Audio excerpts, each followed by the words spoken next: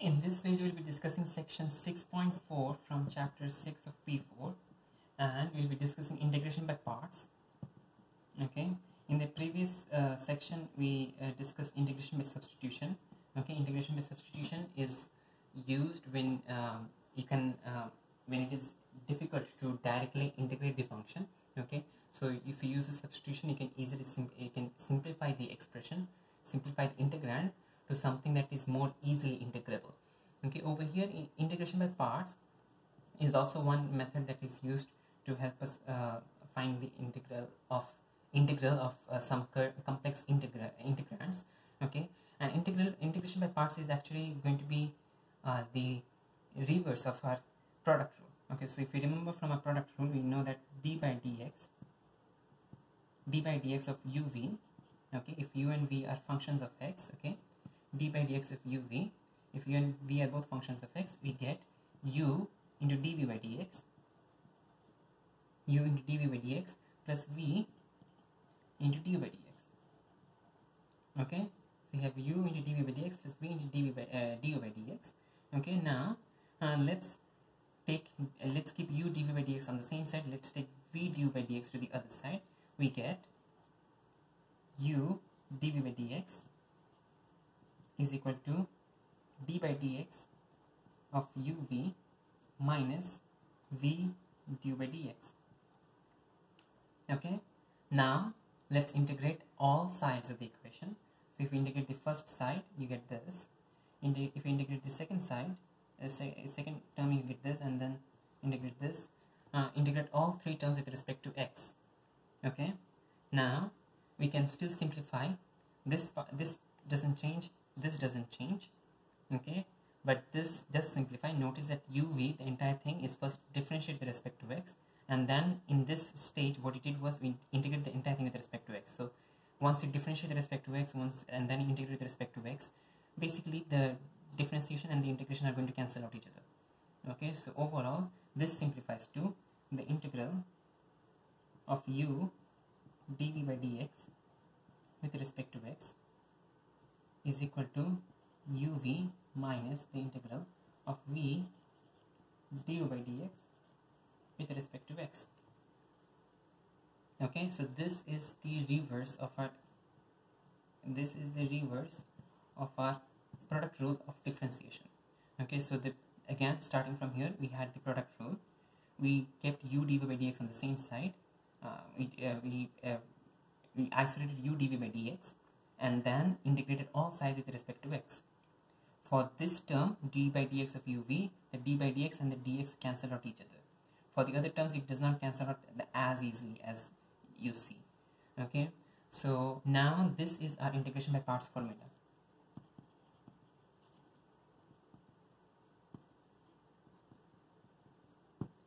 Okay, this is the integration by parts formula, and what you're doing over here is that if you have a function, if you have an integrand that is complex, in that case you can use integration by parts.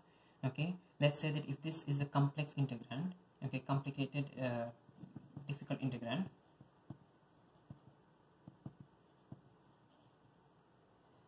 in that case, by using integration by parts, okay, integration by parts, this is you don't have to integrate this, you're done. This is like a fixed expression. Okay, but we do have some integration to do still. Okay, but this could be a simple integrand. So in other words, what you're trying to do is that by using integration by parts, we are exchanging a difficult integrand, a complicated integrand, for a simpler integrand. Okay, we are exchanging a difficult integrand for a simple integrand. Okay, so that you can continue with the integration easily. Okay, and so we are doing integration by parts to help us do this. Usually what you'll be doing is that you determine what your u is, you determine what your dv by dx is, you integrate the dv by dx, okay, for the first part, and then differentiate the u for the second part. Okay, so in the first part, just integrate the dv by dx part. In the first term of the expression, just integrate the dv by dx part. In the second expression, do the integration for the dv by dx part, okay, because here you have only v, not dv by dx, okay, and differentiate the u part as well. Okay, notice in the first we have u dv by dx. So if you're differentiating dv by dx for the first part, in the first part just do the integration thing. So dv by dx becomes v, u remains unchanged. Okay, u remains unchanged, dv by dx gets integrated to be v, so you have uv.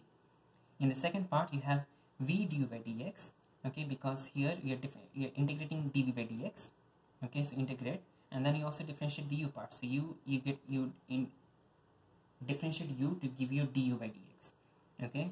And in most cases, if you try to use integration by parts, in that case you can exchange a difficult integrand for a simple integrand. Okay, if you do not get a simple integrand, in that case integration by parts is definitely not the method to be used. Okay, let's consider an example. The example over here we are using is the integral from x for x cos x with respect to x. Okay, the integral for x cos x with respect to x. We do know the derivative and the integral for x. We do know the derivative and integral for cos x as well, but we do not know the derivative and integral for, we do not know the integral of x cos x. Okay, this is a complex integrand over here. What you're going to do is we are going to use integration by parts. We are going to differentiate the x part. We are going to integrate the cos x part. We're going to differentiate the x part. You're going to integrate the cos x part. In the first term, we just integrate the part you're going to integrate. So x, integrate the cos x, it becomes sin x. Do not forget the minus over here. Okay, this is supposed to be a minus, and then you integrate. In the second part, you do both the integration and differentiation. So cos x becomes sin x, and x becomes 1. Okay, because you're differentiating x, x becomes 1, the whole with respect to x. Okay, again repeating what you did in the first term. Okay, this is the term that does not have the integration, that does not have to be integrated anymore. Okay, in the first part you integrate, okay, the cos x part. In the second part you integrate the cos x and also differentiate the x. Okay, so now you have 1 sin x over here, and notice that 1 sin x is definitely a much simpler integrand. This was a complicated difficult integrand. Okay, this was a complicated difficult integrand, but over here we have a much simpler integrand, sin x, and you can easily evaluate now the integral of sin x with respect to x. This becomes equal to x sin x minus the derivative of sin x is minus cos x, so the sign changes, plus c. Do not forget the constant multiplication plus c. Okay, so again in integration by parts we are exchanging a difficult integrand for a simple integrand. Okay, because the difficult integrand you cannot simply integrate it directly, so we are trying to exchange it for a simpler integrand to help us solve it. Okay, to help us evaluate it. Okay, in the first part you just integrate the part you're going to integrate. In the second part you integrate and differentiate as well. Okay, now the question will not give you what to integrate and what to differentiate. Okay, that has to be determined by you. Okay, so usually let's say that if you have x squared sin x, x cos x, x e raised to x, x cube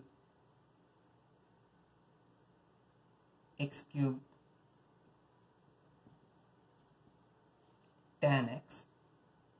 Let's talk about tan square x cube tan square x. In all these cases, okay, if you have an x term, okay, to all these cases, in this case differentiate the x squared term. Okay, differentiate the x term in all these cases and integrate the other term. The only as of now the only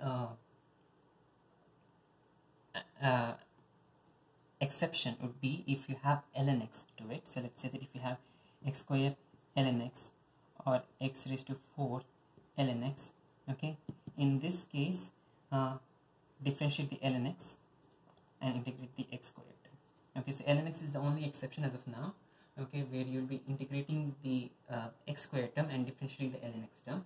Okay, in most cases you'll be differentiating the x squared term or the x term, the x power term, okay, and integrate the other term over there. Okay, let's consider the other examples. In this example we have the integral of x squared ln x with respect to x. Notice that this one has ln x and this is part of our exceptions. Okay, so in this exception we will be differentiating ln x and integrating x squared. Okay, first step, just integrate. Okay, so we'll be integrating x squared, so this becomes x cubed by 3 ln x. Okay, ln x copies down. Okay, so just integrate. In the second part, after the minus, you have the integration. Okay, in the second part, you do the integration and the differentiation, both of them. So integrate x squared, you get x cubed by 3. Okay, x cubed by 3 is just the same answer over here. Okay, x cubed by 3. Okay, and then you differentiate the ln x, and when you differentiate ln x, you get 1 by x with respect to x. Okay, this simplifies to x cubed by 3 ln x minus, let's take the 1 by 3 out, we get 1 by 3 into the integral of x squared with respect to x. Notice that our initial question had a difficult integrand, but over here we have much simpler integrand. Okay, and you can now continue with the integration quite easily. We get x cubed by 3 ln x. This becomes x cubed by 3, so that becomes overall x cubed by 9 plus c. X cubed by 9 plus c. Alright. Now, okay, let's consider another example. In this example, we'll be having the integral of x squared e raised to x with respect to x.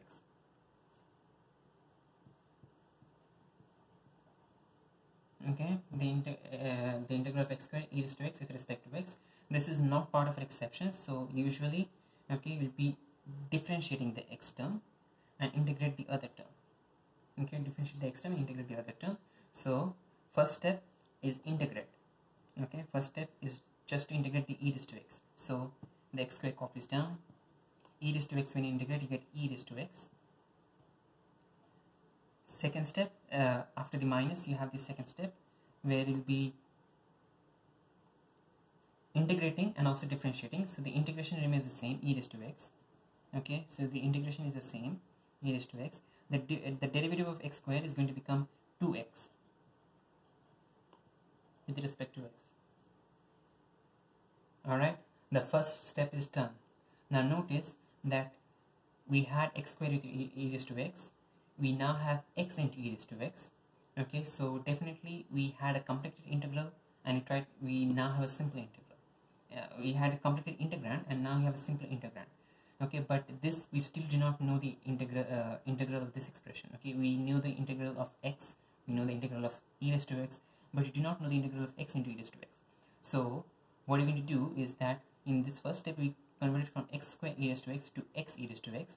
We're going to do integration by parts once more. Okay, so x squared e raised to x remains the same, minus copies down. Okay, we're going to do the integration by parts again. Okay, let's consider the 2. The 2 can be written as a coefficient, so let's write the 2 out here. So now we have the integral of x e raised to x with respect to x, and this will be evaluating in brackets. Okay, we are evaluating this in brackets so that this minus doesn't mess up with the signs. Okay, because we have a minus over here, just to make sure that you do not mess up the signs, let's put the minus for the timing out and evaluate this integral over here. Okay, evaluate this integral over here in brackets. So we have integral of x e raised to x with respect to x. Again, we'll be differentiating the x part and integrating the e raised to x part. Okay, differentiating the x part, integrating the e raised to x part. First step, integrate only. So x copies down, e raised to x becomes e raised to x. Second step, minus, and then you have the integral. Now do both the integration and differentiation. E raised to x becomes e raised to x. X becomes 1 with respect to x. Now notice that we have a very simple integrand over here. You can easily integrate this. Okay, so let's continue with an integration. You get x squared e raised to x minus 2 times x e raised to x becomes minus 2x e raised to x. Minus 2 times minus of this becomes minus 2 and minus becomes plus 2, and then you have the derivative, the integral of this. Okay, the integral of this is going to be simply e raised to x, and finally you have the constant integration plus c. Okay, so again what we did over here was that we started from x squared e raised to x, we differentiated x squared, we integrated e raised to x. First step, just integrate. Second step, do both integration and differentiation. Okay, now our integration by parts did work because we had a complex integrand. We convert that into a simple integrand, but we're not done yet because this is still an integrand that we do not know the integral for. Thus we applied integration by parts again. So sometimes you do need to apply integration by parts twice. Okay, now let's consider another example. In this example we have the integral from 1 till 2 for ln x with respect to x. The integral from 1 to 2 for ln x with respect to x. Now notice that we do not know the integral for ln x. We do know the derivative of ln x. Okay, as a rough word, okay, the derivative of ln x is equal to 1 by x. This is something we learned in P3. The derivative of ln x is 1 by x, but you do not know the integral of ln x. So again, here we'll be using integration by parts. Okay, we have ln x. Ln x is one of the exceptions. If you have ln x, in that case you'll be differentiating ln x. Okay, anything if you have an expression that does not have ln x, in that case usually you'll be differentiating the x power. So over here we have ln x, and this is that exception. We'll be differentiating the ln x, and we'll be integrating the unseen constant that you have over here. The unseen constant over here is simply 1. Okay, so we'll be differentiating the ln x, we'll be integrating the 1 over here. Okay, continuing, we have first step, just integrate. So ln x copies down, 1 becomes x. Okay, finally you have minus the integral from, do both integration and differentiation, 1 becomes x, ln x becomes 1 by x, the whole with respect to x. Do not forget the limits. In the previous cases we did not have limits, so we did not worry about limits, but over here we do have limits, 1 and 2. So over here 1 and 2 copies down. Over here you do need to use your square brackets to insert your 1 and 2. Okay, because this one is no more an integration. This is we don't have the integration symbol anymore, so this is going to be square brackets. Over here we do have the integration still remaining to be done, so we write it beside the integration symbol, 1 and 2. Now we can simplify this. This one we can easily insert 2. We get 2 ln 2 minus 1 ln 1. This part over here we can simplify it. You get minus x by x becomes 1. So we have the integral for 1 till 2 for 1 with respect to x. Okay, now this is a simple integration. Okay, we have a constant 1 that needs to be integrated. Okay, 2 ln 2 becomes 2 ln 2, 1 ln 1 is 0, so this thing cancels out. We have now the rest of this expression. We have 1. When you integrate 1 you get x. Apply the limits 1 and 2. Okay, this becomes 2 ln 2. Put the minus. You have 2 and 1, so that will become 2 minus 1, and this overall becomes 2 ln 2 minus 1.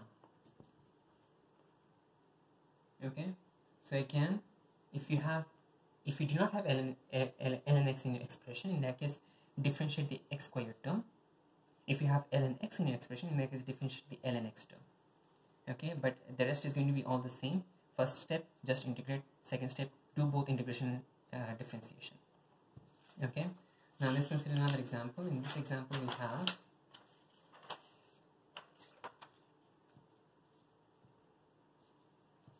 the integral of e raised to x sin x with respect to x.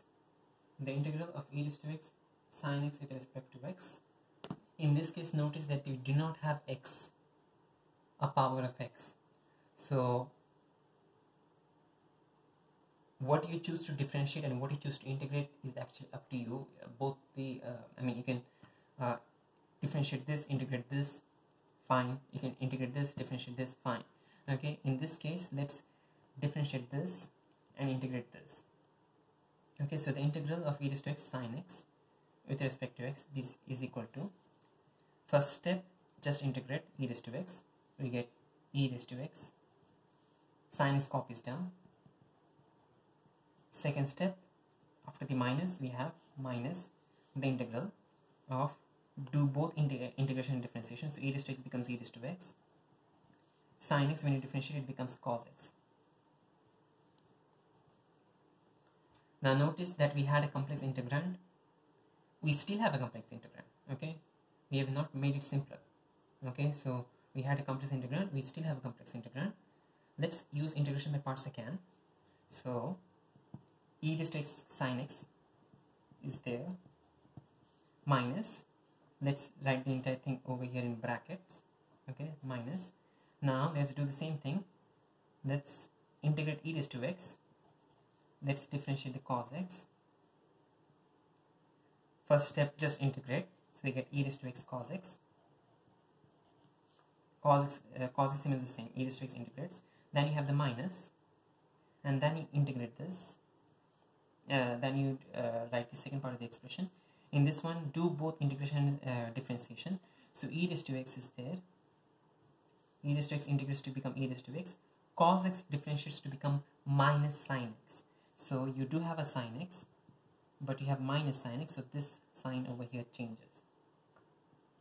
Okay, so this was initially minus because of the integration by parts rule, but later the sign changed because of the derivative of cos x. Cos x derivative is minus sin x, so that changed the sign up here. Okay, now notice again that we exchanged a complex integrand for a complicated integrand again. We did integration by parts and you got a complicated integrand again. Okay, so in other words, we still have a complex integrand, but notice that this integrand and this integrand are the same. Okay, so this integrand and this integrand are the same, so we can try to collect like terms and take all the integrands on the same side. So first let's expand this. We get e raised to x sin x minus e raised to x cos x. Okay, e raised to x sin x minus e raised to x cos x. Minus of plus becomes minus the integral of e raised to x sin x with respect to x. This is equal to your original question, e raised to x sin x with respect to x integrated. Let's take, notice we have the same integral on both sides. Let's take this integral on this side. We get 2 times the integral of e raised to x sin x dx is equal to e raised to x sin x minus e raised to x cos x. Now we can divide both sides by half. We get the integral of e raised to x sin x with respect to x is equal to half, factorize e raised to x out, e raised to x into sin x minus cos x. And here we have our answer. Do not forget the constant of integration plus c. Okay, so this often, when you have e raised to x and a trigonometric function, this is a very tricky combination. Okay, because when you have x and ln x, okay, you can differentiate the x for questions that have x. You can differentiate the ln x. Okay, and let's say that if you have something and ln x, okay, you can differentiate the ln x and integrate the other part, and this ln x will become 1 by x, and it will simplify the expression. If you have something and x square or something, in that case this will become, let's say, 2x in the first step, and then again you differentiate this, you get x, and then again you differentiate this, you get 1. Okay, so in other words, when you have ln x, you can simplify the expression. X squared also simplifies the expression. Okay, but when you have e raised to x and a trigonometric function with it, okay, the expression does not simplify easily. but we can use the fact that this integral appears again. Okay, we applied integration by parts once, we applied it again, and over here this expression is the same as the question itself. Okay, so the question itself appears in the answer. So try to collect the like terms, take the integral on the same side, and then once you divide, in this case when you once divided by half, okay, you have the answer to the integral on the right hand side of the equation, right hand side of the expression. Okay, so this is actually an exception to those cases of x squared and ln x. Okay, in this case it's not apparent at first sight that this is how you find the answer. Usually you need to keep track of what is happening to the integral and whether you have the integral copied. Okay, whether you have a copy of the integral in the answer as well. Now let's consider another example. In this example, we'll be doing exercise 60, question number 1D. Okay, and we have in this question the integral for x sec x tan x with respect to x. The integral of x sec x tan x with respect to x. Okay, and we'll be using integration by parts. The first step we're going to do is we're going to integrate, but notice that since we have x, we'll differentiate this, we'll integrate the rest. Okay, integrate the rest over here. From P3 mathematics, we know that sec x tan x is the derivative of sec x, so therefore this becomes x sec x. Okay, because the x remains same, we just integrate. Okay, x sec x minus the integral. Now you do both integration and differentiation, so the sec x tan x becomes sec x, and the x, when you differentiate, it becomes 1. So in other words, it's just the integral of sec x with respect to x. Okay, so now this complex integral got simplified into sec x. Now what is the integral of sec x? Okay, the integral of sec x will be there in your formula booklet. Okay, from your formula booklet you can find out the integral of sec x. The integral of sec x, just for a rough note, we have the integral of sec x with respect to x is going to be equal to ln of sec x plus tan x the whole plus c. Okay, this will be there in the formula booklet. Okay, so from there we can substitute the answer over here. We get this is equal to x sec x minus ln of the modulus of sec x plus tan x the whole plus c. X sec x minus ln the whole ln of the modulus of sec x plus tan x the whole plus c. Alright, so this is the answer. Now just a small note, the derivative, we do know the derivative of, let's say we do know the derivative of sin x. Okay, the integral of sin x. The integral of sin x is minus cos x, excuse me, minus cos x plus c. Okay, we do know the integral of cos x, which is sin x plus c, and for the remaining 4 trigonometric functions you can find the integrals in your formula booklet. The integral of tan x with respect to x is equal to ln of sec x modulus plus c. The integral of cot x with respect to x is equal to minus ln cosec x plus cot x the whole modulus plus c.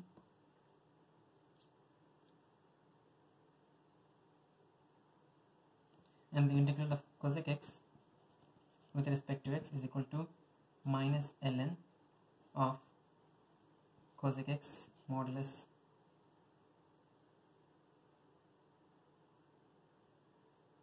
sorry, I flipped this out, excuse me. This is cosec x, this is cot x, minus ln of cosec x plus c. Cosec x, cosec x, cosec x, cot x, cot x. Yeah, okay. So this 4 formula will be there in the formula booklet that you can use to solve questions that come in your paper examination. we did prove this formula back when we were discussing P3 integration. Okay, so yeah, just for knowledge, just so that you know, this formula will be there in a formal booklet for you to use.